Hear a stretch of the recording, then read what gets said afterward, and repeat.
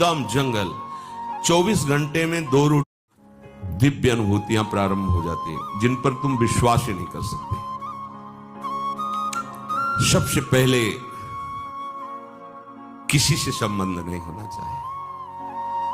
ऐसे तो बहुत से अनुभव होते थे, पर वो जो एक अनुभव हमें शेनपुर में हुआ, बड़ा दिव्य अनुभव। ठीक दोपहर का समय, वहां दिन में कोई नहीं रहता था, रात्रि की तो बात जाए, दिन में कोई नहीं। कभी ऐसे पूर्णिमा आदि को 2-4 लोग ऐसे, एकदम जंगल, 24 घंटे में 2 रोटी और इतनी अरहर की दाल के सिवा कभी कुछ नहीं था, ही नहीं कुछ कि वहां फल फूल लोग आ रहे जाए, कुछ नहीं, एकदम ऋषि भूमि। अब भी है, तपोभूमि है वो। बस वो 2 बजे दिन में तो दोपहर में ऐसे कोई नींद का तो सवाल ही नहीं कि नींद में थे, ऐसे नहीं। एक ऐसे बारंडा टाइप पुराना था, बहुत सी लता, गंगा जी ऐसे सामने लेटे हुए थे, मंत्राकार होते। ऐसी दिव्य सुगंध आई जो आज तक हमने कहीं वो सुगंध बाह्य में नहीं देखी।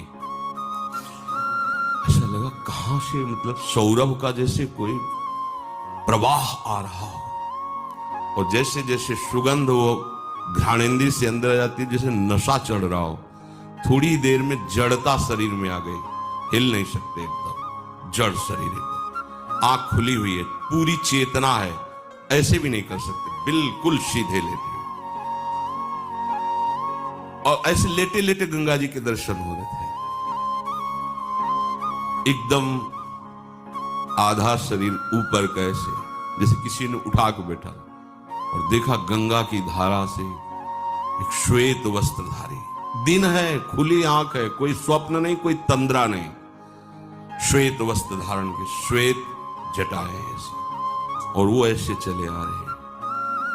देख रहे आए और गोद में से सर रखा, ऐसे ऐसे कर रहे, मस्तक को इतनी हम का इन्हीं के अंग से शौरावा, और कुछ बोले थे। वो जीवन का पहला दिव्य प्रगट में ऐसे, तो स्वप्न में ऐसे, प्रगट में ऐसे ऐसे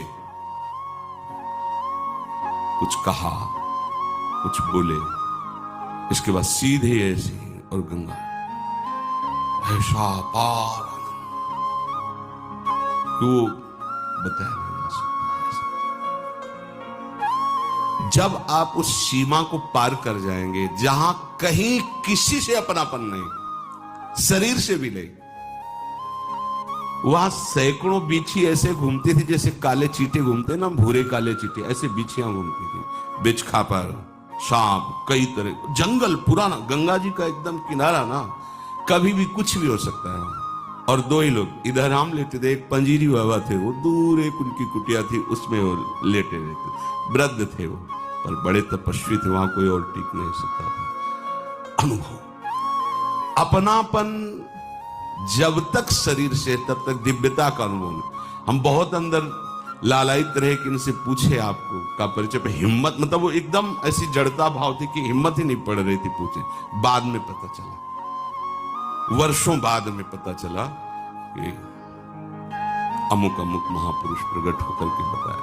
भगवान आकर्षण पैदा करने लगते हैं, भगवान आकर्षण पैदा करने। उसी के बाद फिर भाई जी महाराज राधा बाबा का दर्शन ऑफिस में हुआ, नेत्र के सामने ऑफिस प्रकट है, ऐसे भाई जी करके, ऐसे क्या जानना चाहते हो, ऐसे चश्मा ऐसे कर, और पूज्य राधा बाबा बगल में बैठे हैं। उसे ही प्रश्न किया था, श्री कृष्ण की प्राप्ति कैसे होगी? ऐसे देखे और बोले, जब श्री कृष्ण बन जाओगे तो श्री कृष्ण की प्राप्ति हो जाएगी। उस समय सही समझ में नहीं आ रहा था, और उन्हीं की कृपा, जैसे ये कवा प्रभु का, तो बोले मनमयाहा तदात्मिकाहा तन्मयाहा, ये में न जान परे कान है कि प्राण है। जब कृष्णमय हो जाओगे तभी कृष्ण का साक्षात्कार होगा। फिर तो झड़ी लग जाती है अनुभवों की।